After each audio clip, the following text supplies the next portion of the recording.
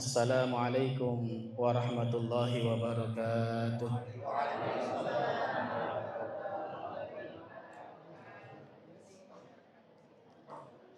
Alhamdulillahi wa kafa. Wassalatu wassalamu ala nabiyyina wa habibina Muhammad al-Mustafa wa ala alihi wa ashabihi wa man iktafa. Faqala ta'ala ya ayyuhalladzina amanu taqullaha wa qulu qawlan sadida yuslih lakum a'malakum wa yaghfir lakum dhunubakum wa may yuti'illaha wa rasulahu faqad faza fawzan 'azima. Amma ba'du, subhanakallahumma la ilma lana illa ma 'allamtana wa la sahla illa ma ja'altahu sahla.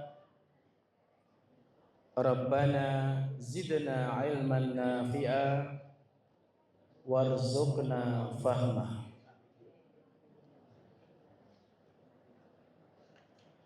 Bapak-bapak dan ibu-ibu serta kaum muslimin wal muslimat rahimakumullah.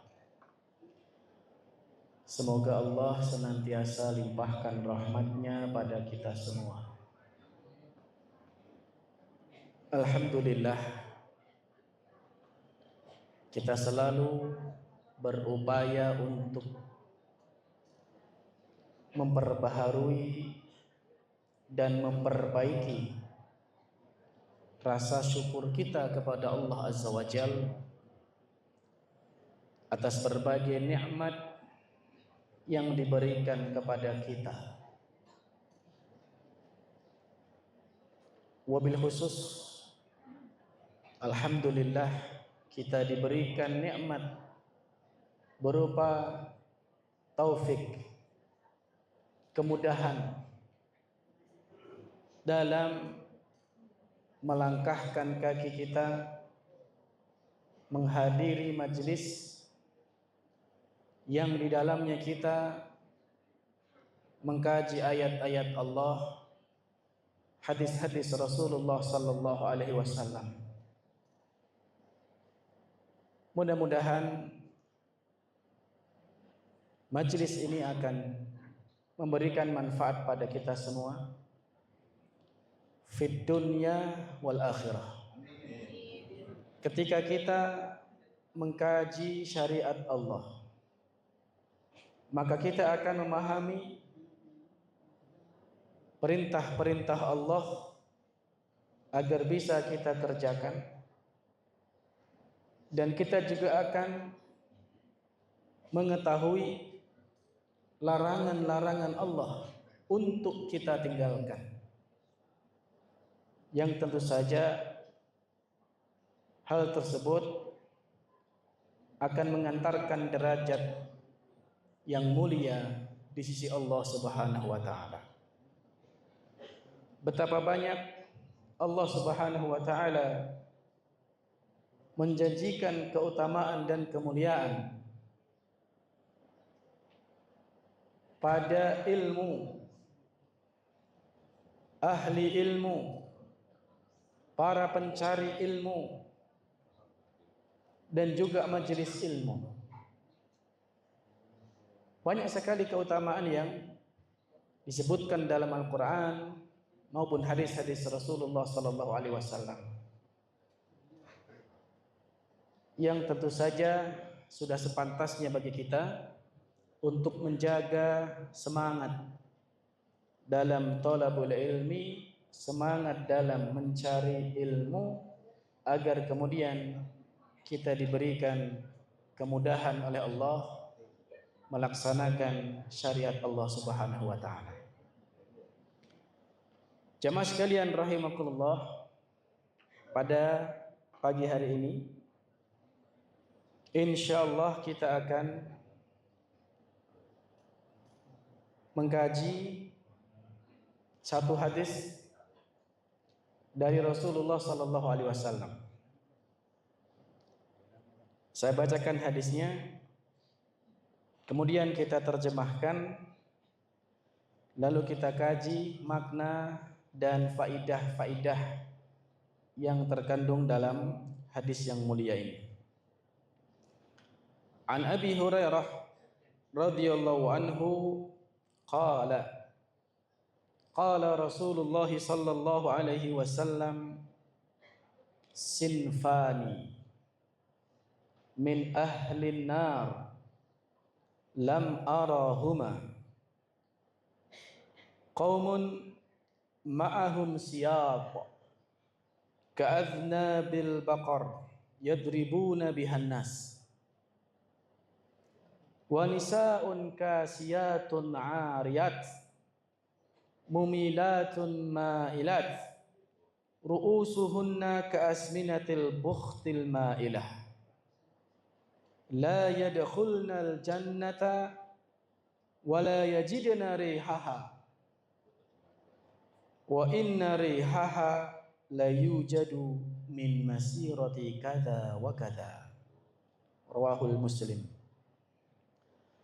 Dari Abu Hurairah radhiyallahu anhu, ia berkata bahwa Rasulullah sallallahu alaihi wasallam bersabda,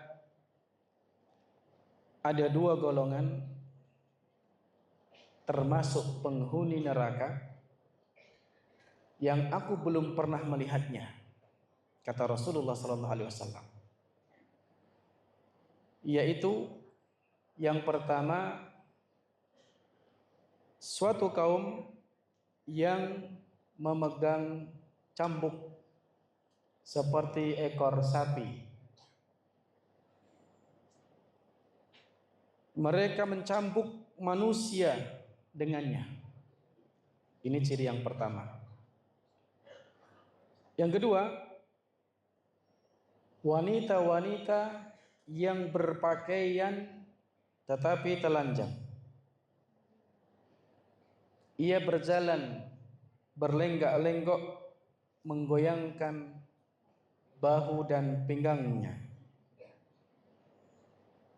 Rambutnya disasak seperti punuk onta yang condong. Mereka tidak akan masuk surga dan bahkan tidak mencium bau surga, padahal bau surga itu tercium dari jarak sejauh sekian dan sekian. Hadis riwayat Imam Muslim.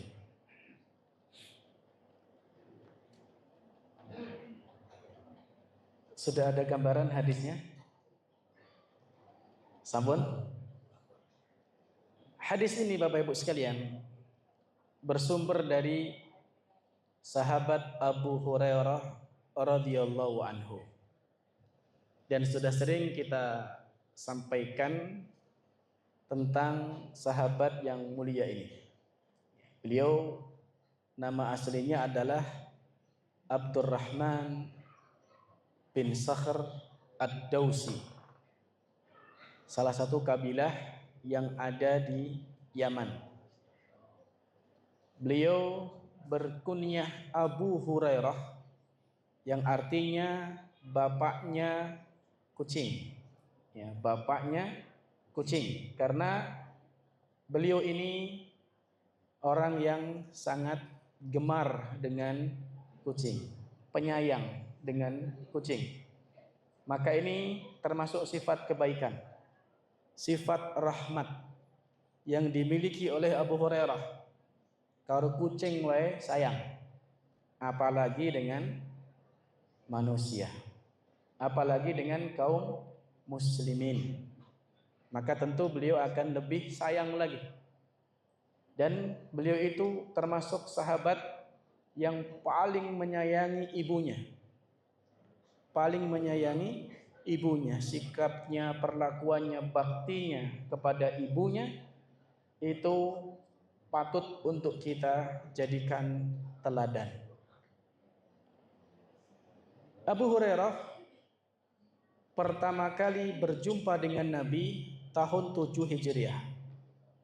Ulama berbeda pendapat apakah tahun ke-7 itu pertama Abu Hurairah ketemu Nabi dan juga pas masuk Islamnya, atau sebenarnya sudah masuk Islam sebelumnya tapi baru ketemu Nabi pada tahun ke-7.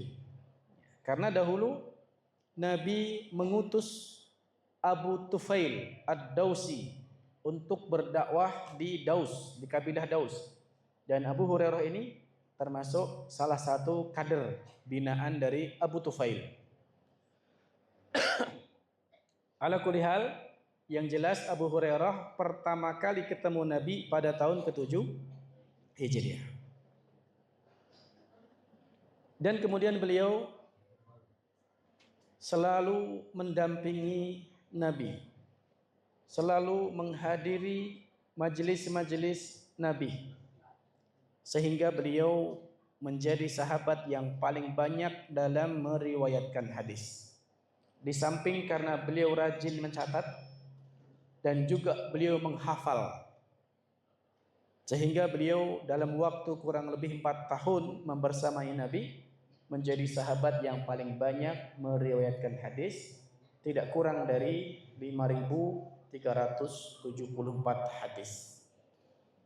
Beliau meninggal tahun 58 Hijriah dalam usia 78 tahun radhiyallahu anhu. Jamaah sekalian rahimakumullah, hadis ini Rasulullah sallallahu alaihi wasallam bersabda, sinfani min ahlin nar. Ada 2 golongan yang termasuk menjadi penghuni neraka. Ini adalah peringatan yang disampaikan oleh Rasulullah sallallahu alaihi wasallam bahwa Nabi menyampaikan Islam seluruhnya. Nabi telah mendakwahkan Islam itu secara keseluruhan. Dan di antara metode dakwah Nabi adalah basyira wa nadhira. Kadang Nabi itu memberikan kabar gembira, dan terkadang Nabi juga menyampaikan peringatan. Dan inilah adilnya Rasulullah sallallahu alaihi wasallam. Terkadang beliau menyampaikan kabar gembira bagi orang yang melakukan amalan kebaikan, namun kadang juga beliau menyampaikan peringatan bagi pelaku dosa agar kemudian bisa menghindari dosa-dosa tersebut. Nah, jamaah sekalian yang dimuliakan Allah Subhanahu wa taala, sahabat Hudzaifah bin Yaman pernah mengatakan, kana nas yas'aluna an-nabiyya sallallahu alaihi wasallam anil khairi wa kuntu as'aluhu 'anis syari makhafatan ay yudrikani. Dahulu manusia banyak yang bertanya kepada Nabi tentang kebaikan, tetapi aku, kata Hudzaifah, bertanya pada Nabi tentang keburukan karena aku khawatir akan menimpaku keburukan itu. Jadi terkadang kita ini perlu memahami keburukan bukan untuk kita lakukan, tapi agar kita bisa menghindari keburukan itu. Kita kalau tahu di depan itu ada jalan berlobang, kita akan menghindari. Kita tahu kalau di depan itu jalan buntu, ya kita nggak akan lewat situ, wong jalan buntu. Nah, makanya pepatah Arab mengatakan araftu syarra la lisyarr walakin litawaqihi. Aku mengetahui keburukan bukan untuk mengamalkan keburukan itu, tetapi agar aku bisa menghindari keburukan tersebut. Wa man lam ya'rifi syarra minal khair waqa'a fihi. Dan barang siapa yang tidak bisa memahami keburukan dari kebaikan, maka dia dikhawatirkan akan terjerumus di dalam keburukan tersebut. Nah, ini sebuah nasihat yang sangat bagus untuk bisa kita aplikasikan dalam kehidupan. Jadi kadang-kadang kita ini perlu untuk mengetahui kebaikan agar kita bisa maksimal dalam melaksanakan, dan kita perlu untuk mengetahui keburukan agar kita bisa maksimal dalam menghindari sejauh mungkin. Nah, dalam hal ini Rasulullah Sallallahu Alaihi Wasallam menyebutkan sinfani min ahlin nar. Ada dua golongan yang termasuk penghuni neraka. Nabi tidak meramal. Nabi bukan meramal, bukan. Tapi Nabi menyampaikan nubuah yang bersumber dari wahyu Allah Subhanahu wa taala. Bahwa akan ada dua sifat, dua ciri manusia yang keduanya merupakan penghuni neraka. Nabi kita mengatakan lam arahuma, yang aku belum pernah melihatnya. Jadi ketika Nabi menyampaikan hadis ini, ada dua penghuni neraka yang aku belum pernah melihatnya. Ini isyarat bahwa sifat manusia dua ini tidak ada di zaman Nabi. Disebutkan oleh Imam Qurtubi, ini menunjukkan mulianya zaman Nabi. Mulianya zaman Nabi. Betapa kemaksiatan, kemungkaran, keburukan itu sangat sedikit di zaman Nabi Sallallahu Alaihi Wasallam. Sampai-sampai dua ciri penghuni neraka ini saja Nabi tidak pernah melihatnya. Artinya belum terjadi pada masa itu. Sehingga wajar kalau Nabi kita menyebutkan khairun nasi qarni, thumma alladhina yalunahum, thumma alladhina yalunahum.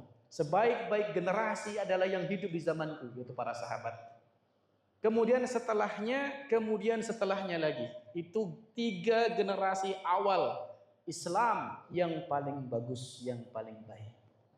Sehingga tidak heran kalau kemudian dikatakan bahwasanya ma min amin illa ba'dahu syarrun. Tidaklah tahun itu berganti kecuali setelahnya akan lebih buruk. Ya. Dalam keislaman. Ya, Islam itu Bapak Ibu sekalian, semakin jauh dari Nabi, semakin besar potensi menyimpangnya. Semakin dekat dengan Nabi, maka semakin murni, semakin bagus. Itu kalau Islam. Ibaratnya aliran sungai, semakin ke hulu semakin jernih, ya.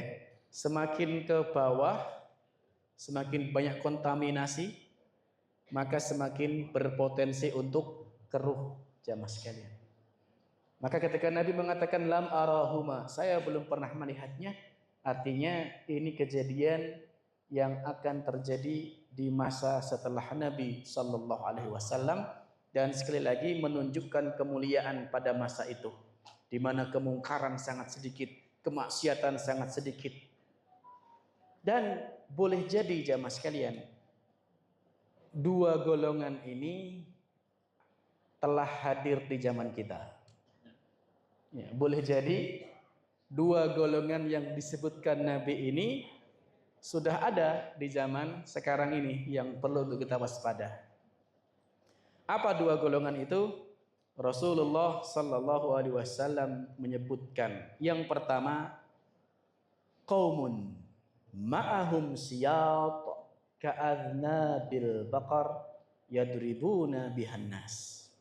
Yang pertama adalah suatu kaum yang memegang cambuk seperti ekor sapi. Lalu mereka mencambuk manusia, memukul manusia dengan senjatanya itu.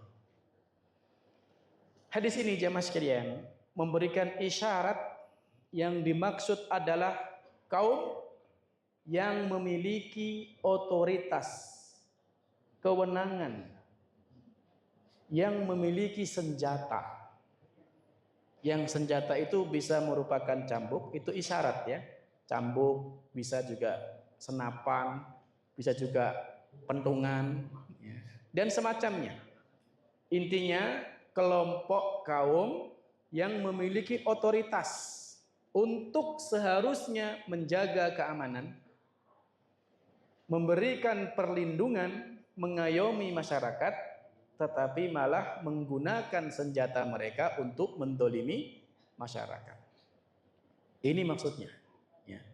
Oleh karena itu, ini jadi peringatan bagi siapa saja yang diberikan amanah oleh Allah berupa kekuasaan, yang dengan kekuasaan itu mereka memiliki senjata, entah pentungan, entah senapan, entah apapun, yang seharusnya fungsinya adalah untuk melindungi masyarakat, tetapi dia menyalahgunakan kewenangannya justru untuk mendolimi masyarakat.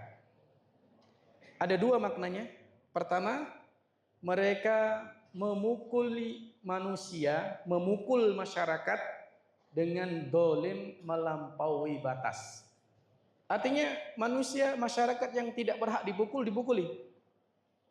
Yang tidak berhak untuk dipenjara, dipenjara.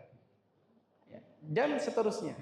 Artinya nggak berhak sebenarnya, tapi kemudian dia malah dipukuli, dikriminalisasi istilahnya. Atau yang kedua, maknanya adalah mereka memukul orang yang belum saatnya dipukul. Ya, belum saatnya dipukul, dia malah dipukul. Nah, ini dua-duanya tidak dibenarkan, jamaah sekalian. Sebab yang namanya memukul itu bagian dari syariat. Bahkan, ya, dalam Islam cambuk dan senjata semacamnya itu adalah alat untuk meluruskan yang salah, untuk menghukum yang keliru. Contoh misalnya Al-Quran menyebutkan az-zaniyatu waz-zani fajlidu kulla wahidin minhuma mi'ata jaldah. Pezina perempuan dan pezina laki-laki, maka cambuklah mereka keduanya itu 100 cambukan. Dan dalam hal ini tidak boleh kasihan, harus betulan, itu dicambuk betulan, dan nggak boleh masa kayak alon-alon, enggak. Ini hukum. Jadi dipukulnya betulan gitu. Kenapa? Karena dia berhak untuk dicambuk. Ini menghukum menggunakan alat hukum dengan benar, maksudnya seperti itu. Ada juga hadis yang menyebutkan muru auladakum bis-shalah wa hum abna'is sab'. Perintahkan anak-anakmu untuk salat ketika mereka usia 7 tahun. Fadribuhum wa hum abna'ul ashar. Kalau mereka usia 10 tahun kok ora gelem salat, kamplengen. Itu betulan. Kampleng tenan itu. Tapi ingat, kamplengannya, pukulannya itu pada tempat yang diperbolehkan dan tidak boleh melampaui batas. Kan tidak boleh pukul wajah, tidak boleh pukul kepala, ya. Dan ketika memukul tidak boleh pukulannya itu sampai mendatangkan luka permanen. Ya, begitu. Jadi pukulan itu tujuannya untuk meluruskan yang salah. Ya. Maka boleh bagi orang tua untuk nyimpen cambuk di rumah, pajang tuh. Ale, nak, nduk, rasolat kayak kan gitu. Iya, boleh. Boleh sebagai untuk pembelajaran. Tidak boleh kita kemudian beralasan, wah kasihan anakku, masa kayak isu-isu cik ngantuk, adem, akhirnya nggak dibiasakan untuk sholat sejak kecil. Ini tidak tepat, jamaah sekalian. Nah, ini makna yang pertama. Kemudian golongan yang kedua, Rasulullah Shallallahu Alaihi Wasallam menyebutkan wanisaun kasiyatun ariyat, perempuan-perempuan yang berpakaian tetapi telanjang. Berpakaian tapi telanjang. Atau sebelum kita masuk di sini, Bapak Ibu, ada tambahan. Bagian pertama tadi adalah merupakan peringatan, ya, pada para pemimpin agar berbuat adil. Ya. Bahkan Nabi SAW pernah berdoa, Allahumma man waliya min ummati syai'a fasaqqa alaihim fasquq alaih. Ya Allah, kalau ada orang yang diberikan amanah untuk mengurusi umatku lalu menyusahkan mereka, susahkan dia. Ini doa Nabi itu. Ya enggak apa-apa, doa Nabi. Waman waliya min umrati syai'a farafaqa bihim farfuq bihi. Tapi ya Allah, kalau ada orang yang diberikan amanah untuk ngurusi umatku, kemudian berlemah lembut, sayang kepada kaumnya, masyarakat, rakyatnya, sayangi dia. Nah, ini doa Nabi untuk para pemimpin. Nek pemimpinnya orang genah, pemimpinnya melampaui batas, dolim pada masyarakatnya, didoakan agar disusahkan oleh Allah Subhanahu wa Ta'ala. Tapi sebaliknya, kalau ada pemimpin yang adil, sayang pada masyarakat, ya, maka didoakan juga agar Allah menyayangi pemimpin tersebut. Ini ada hadisnya, jamaah sekalian. Nah, yang kedua yaitu nisaun kasiyatun ariyat. Perempuan yang berpakaian tetapi telanjang. Nah, ini ada beberapa makna yang disebutkan oleh para ulama. Ya, ada perempuan dia berpakaian tetapi dia telanjang. Apa maknanya? Pertama, perempuan yang berpakaian tetapi pakaiannya ketat sehingga nampak lekak-lekuk tubuhnya. Ya, ini ciri yang pertama. Makna yang pertama. Makna yang kedua, perempuan yang berpakaian tetapi pakaiannya tipis, transparan, tembus pandang, kelihatan. Ini makna yang kedua. Kan ada. Makna yang ketiga, perempuan berpakaian tetapi pakaiannya tidak menutup aurat, sehingga ada bagian yang kelihatan, entah kelihatan lehernya, entah kelihatan lengannya, entah kelihatan betisnya.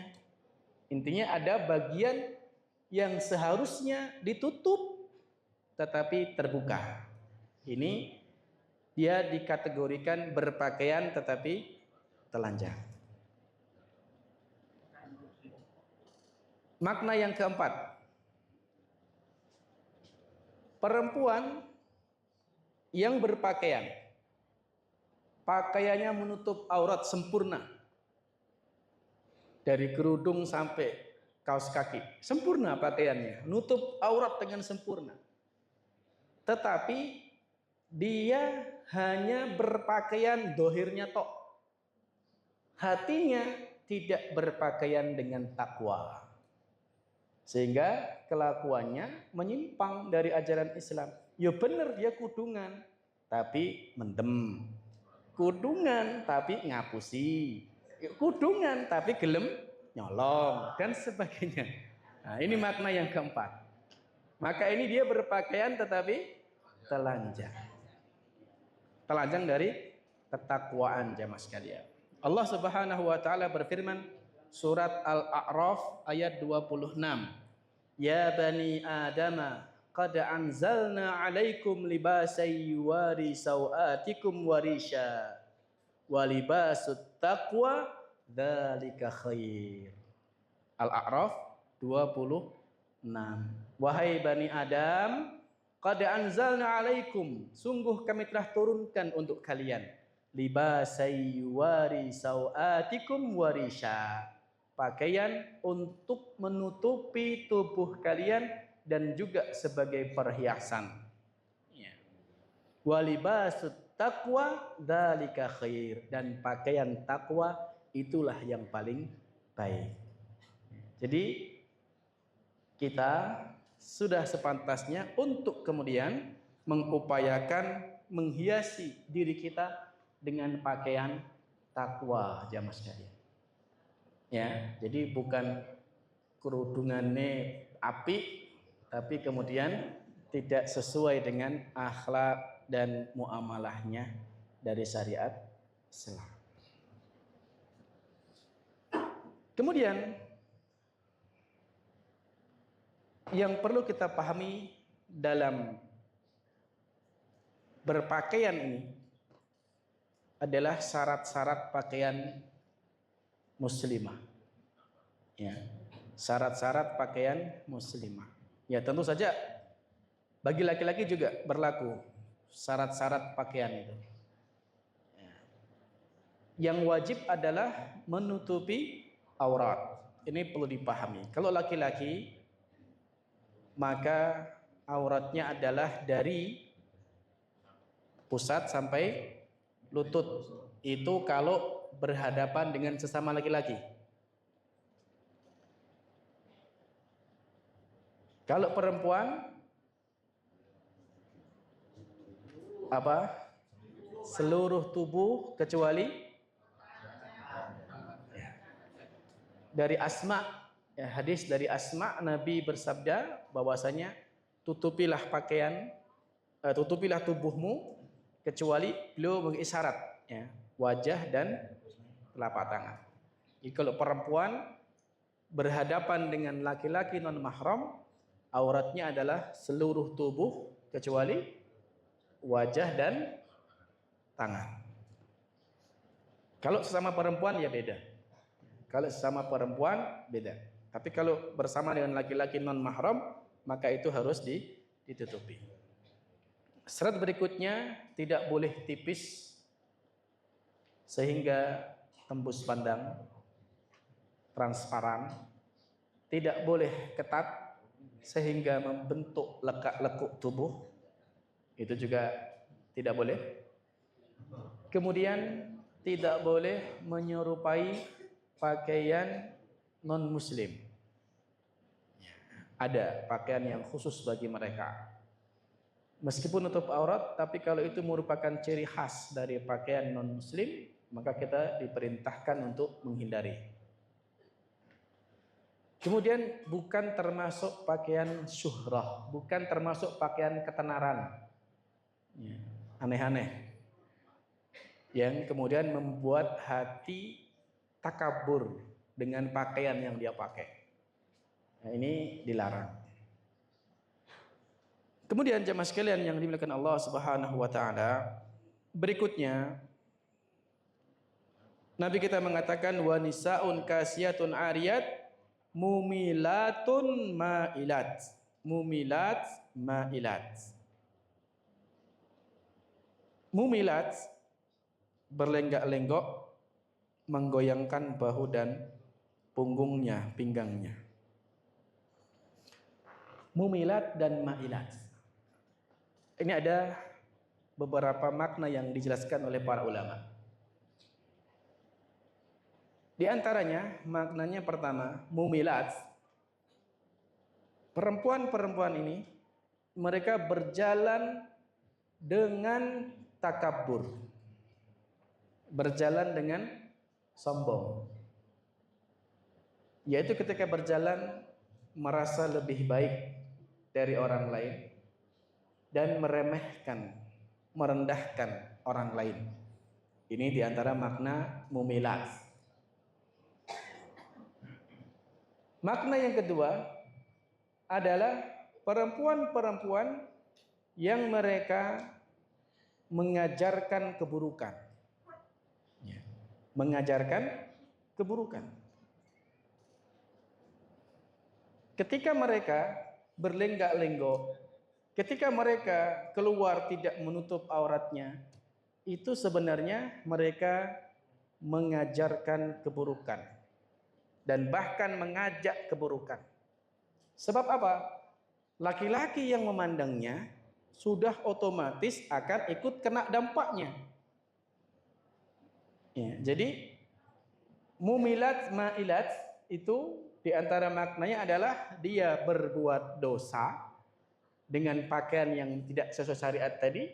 Yang kedua, bahkan dia juga mengajak orang lain berbuat dosa. Nah, ini perlu diketahui bagi ibu-ibu khususnya. Perempuan ketika keluar dari rumahnya kemudian menampakkan auratnya, itu sudah otomatis membuat setiap laki-laki yang memandangnya berdosa. Ya.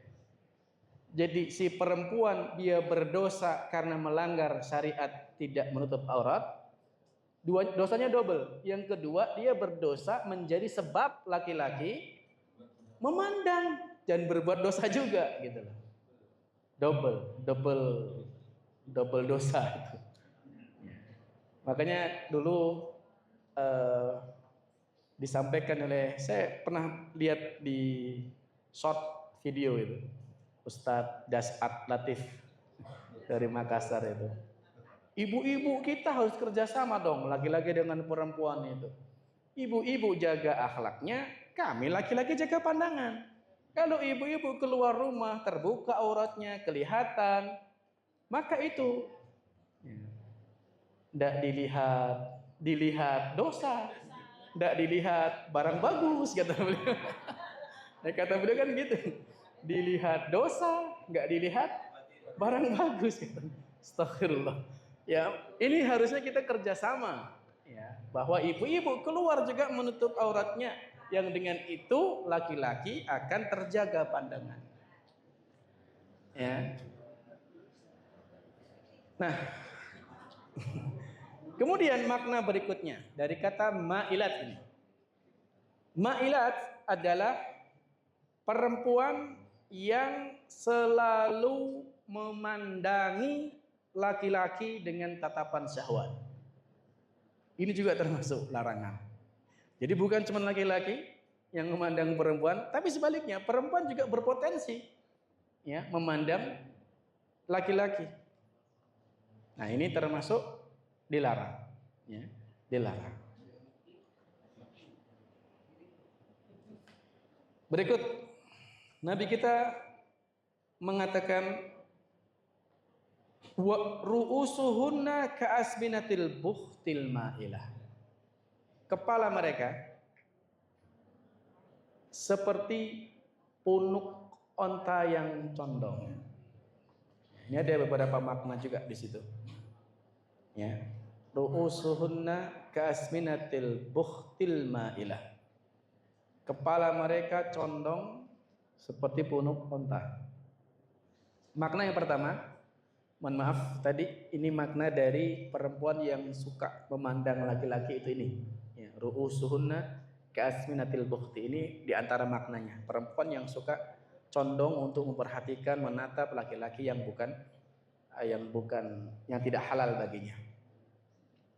Yang kedua maknanya adalah perempuan yang dalam kerudungnya itu, di kepalanya ada sesuatu yang ingin ditampakkan. Maka dibuatlah seperti punuk onta. Ya nggak tahu gimana itu modelnya.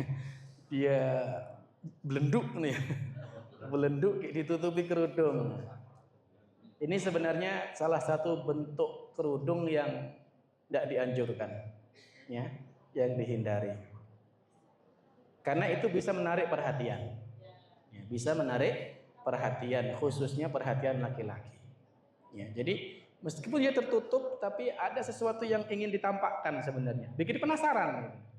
Nah, ini yang dilarang karena dia berpotensi menimbulkan rasa ingin tahu bagi laki-laki, yang kemudian dia akan menatapnya dengan pandangan yang tidak dibenarkan. Nah, itulah Islam itu, subhanallah, menjaga agar hal-hal yang negatif, hal-hal yang tidak baik jangan terjadi begitu. Dicegah dalam Islam.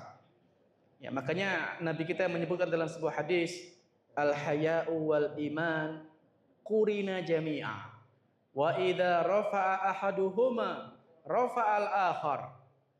Iman dan rasa malu itu bergandengan. Ya. Iman dan rasa malu itu bergandengan, punya hubungan. Ya. Kalau salah satunya hilang, yang lainnya juga ikut hilang. Ya.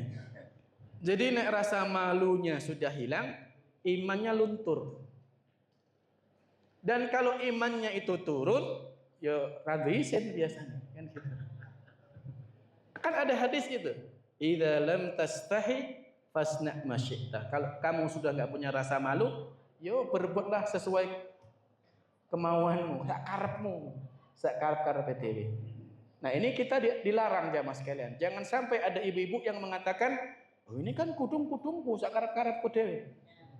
Aku sing tuku, rai-raiku." Enggak begitu.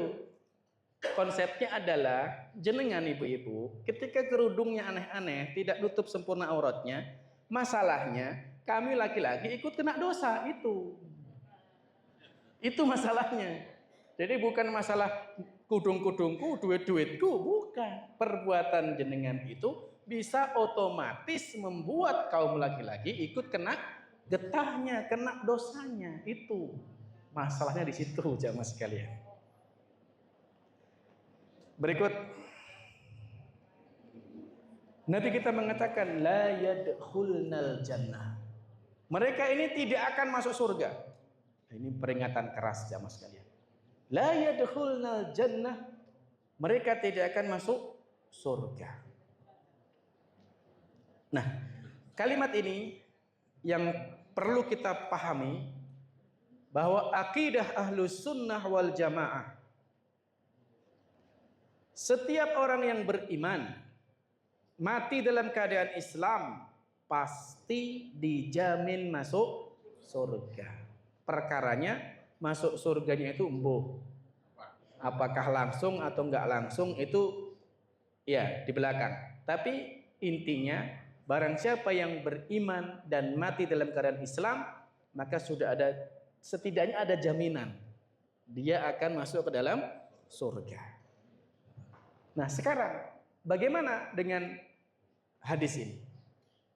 Mereka tidak akan masuk surga. Nah, ini maknanya satu. Mereka tidak akan masuk surga bareng dengan as-sabiqunal awwalun. Artinya mereka akan ketinggalan di belakang masuk surga nih. Kok carry tiket ekonomi, buri. Enggak VIP. Makna yang kedua, mereka tidak akan masuk surga. Maksudnya adalah mereka tidak akan masuk surga tanpa hisab.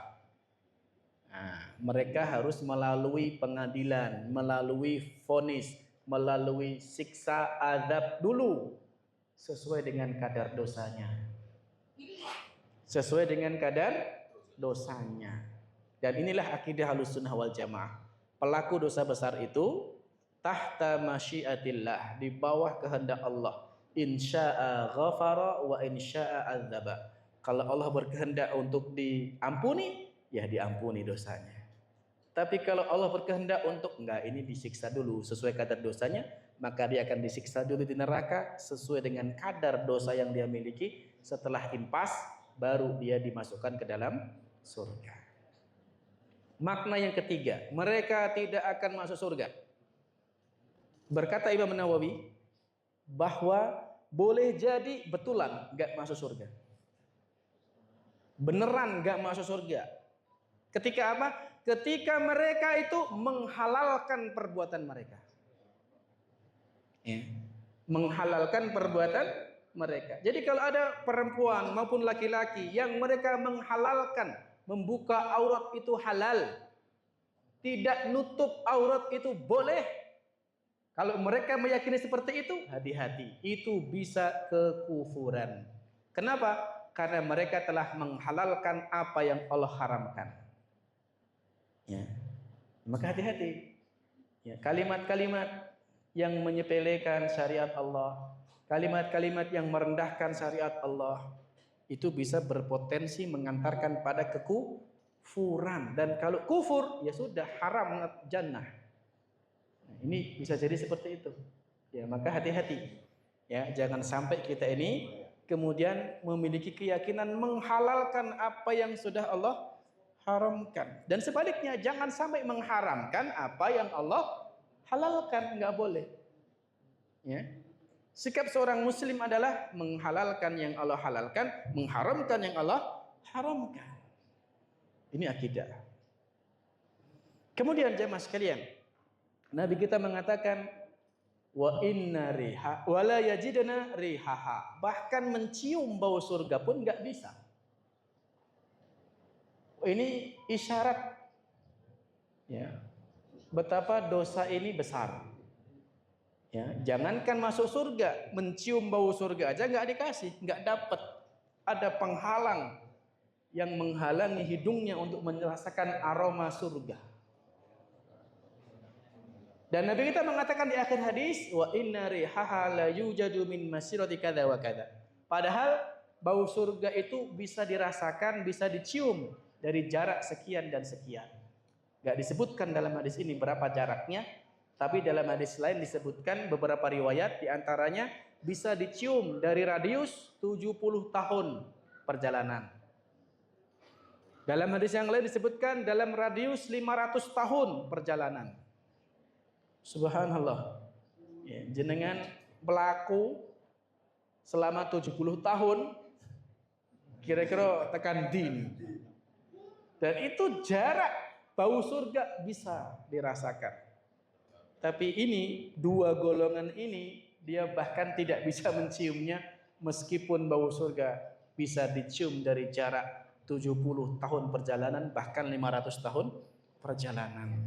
Ya, maka ini isyarat betapa dua sifat ini adalah dosa besar, jamaah sekalian. Ya, kita harus berhati-hati, padahal yang namanya surga adalah harapan dan cita-cita kita semua. Jamaah sekalian, saya kembali teringat ya, tentang salah satu kisah di surga. Ya, dulu pernah saya sampaikan, udah lama banget, yaitu tentang orang yang paling terakhir masuk surga. Ada orang yang dia menjadi penghuni terakhir masuk surga.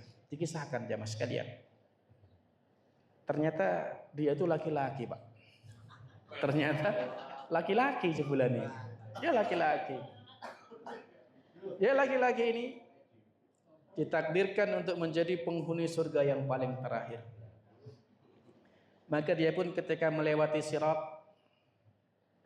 dia harus terjatuh, terbangun, kadang terkena hembusan neraka, push, dia terguling-guling, bangun lagi, sampai akhirnya dia selesai, lolos melewati sirat itu. Di atas neraka selesai dia. Maka dengan gembira dia pun memandang ke arah neraka dan mengatakan, Alhamdulillahilladzi najjani minki. Segala puji bagi Allah yang telah menyelamatkan aku dari kamu, wahai neraka. Luar biasa itu. Udah lolos dari jilatan-jilatan api neraka. Tiba-tiba laki-laki ini melihat ada sebuah pohon yang rindang. Maka dia pun berdoa, ya Allah, pohon itu rindang, bolehkah engkau dekatkan di pohon itu? Dan aku berjanji nggak akan minta apa-apa lagi, katanya. Allah kabulkan, ya dekatkanlah dia ke pohon itu. Maka dia berteduh, kemudian merasakan udaranya yang sejuk, airnya yang jernih. Dia bergembira di situ. Tiba-tiba dia melihat pohon yang kedua. Pohonnya lebih besar, lebih rindang. Pengen meneh, ya Allah, pohon itu kok lebih besar? Bolehkah engkau dekatkan aku ke pohon yang kedua itu? Dan aku berjanji gak minta apa-apa lagi. Gitu. Allah kabulkan. Sampailah dia di pohon yang kedua. Lebih sejuk, lebih rindang, lebih jernih lagi airnya, subhanallah. Tiba-tiba dia melihat pohon yang ketiga. Pohonnya lebih besar, pohonnya lebih rindang. Dia pun ingin meneh, ya Allah, pohon itu kok yo lebih indah. Dekatkan aku ke pohon itu dan aku berjanji nggak akan minta apa-apa lagi. Itu selalu begitu dia minta hamba ini. Sampai dia didekatkan ke pohon yang ketiga. Wah, dia senang. Sejuk, rindang, seger ya. Di situ tiba-tiba jemaah sekalian, tiba-tiba dia mendengar ada suara orang tertawa yang gembira, bercengkerama. Ternyata pohon yang ketiga ini di samping surga. Ya, di samping surga. Maka hamba ini pun minta lagi pada Allah. Ya Allah, ini benar-benar terakhir. Ini benar-benar terakhir ya Allah. Bisakah engkau masukkan aku ke surga? Allah tertawa saat itu. Nabi juga tertawa ketika menyampaikan hadis ini. Dan sahabat yang meriwayatkan hadis juga tertawa. Maka hamba ini kemudian dimasukkan ke dalam surga. Begitu masuk surga jemaah sekalian, baru masuk pintu surga ini. Baru masuk pintu surga. Disambut oleh 2 bidadari. Berapa, Bu? 2. Disambut 2 bidadari. Subhanallah, langsung 2. Yang bidadari 2 ini menyambut suaminya ini dengan kalimat yang indah. Mungkin ibu-ibu belum pernah praktek itu. Mungkin. Apa kata bidadari ini? Begitu tadi masuk ke dalam surga, bleng begitu, langsung disambut dan mengatakan, Alhamdulillahilladzi ja'alana laka wa ja'alaka lana. Segala puji bagi Allah yang telah menjadikan engkau untuk kami dan menjadikan kami untuk engkau. Gimana tuh? Praktek nggih Bu Koima ya. Pernah ada Pak Warno? Pernah digituin? Subhanallah ya. Jadi sambut dengan kalimat yang romantis seperti itu. Segala puji bagi Allah yang telah menjadikan kami untukmu dan menjadikan kamu untuk kami. Alhamdulillah. Kemudian hamba ini ditanting oleh Allah Subhanahu wa taala. Ya wahai hambaku, sal ma syi'ta. Saiki mintalah apa yang kamu mau. Kata hamba tadi, ya Allah jenengan iki apakah ngolok-ngolok saya gitu. Kata Allah, enggak, mintalah yang kamu suka. Minta apa saja. Maka hamba tadi minta, ya Allah saya minta ini, minta itu, minta ini meneh, tambah iki, terus sampai enggak tahu minta apa lagi. Karena sudah memorinya sudah full. Semua keinginannya sudah disampaikan semua. Ya, enggak bisa lagi nyebut. Maka Allah Subhanahu wa taala berfirman, wahai hambaku, bagimu yang kamu minta tadi, aku lipatkan 10 kali lipat. Lalu hamba tadi mengatakan, memang benar-benar tidak ada yang lebih beruntung daripada saya. Padahal dia paling terakhir. Padahal dia paling terakhir. Subhanallah. Apakah itu Pak Warno? Ya kita pengen yang lebih tinggi lagi ya. Mudah-mudahan Allah takdirkan yang lebih dari itu. Tapi kalaupun itu ya wis, alhamdulillah. Baik Bapak Ibu, semoga ada manfaatnya. Kurang dan lebihnya mohon dimaafkan. Hadanallahu wa iyyakum ajma'in. Wa akhiru da'wana alhamdulillahi rabbil alamin.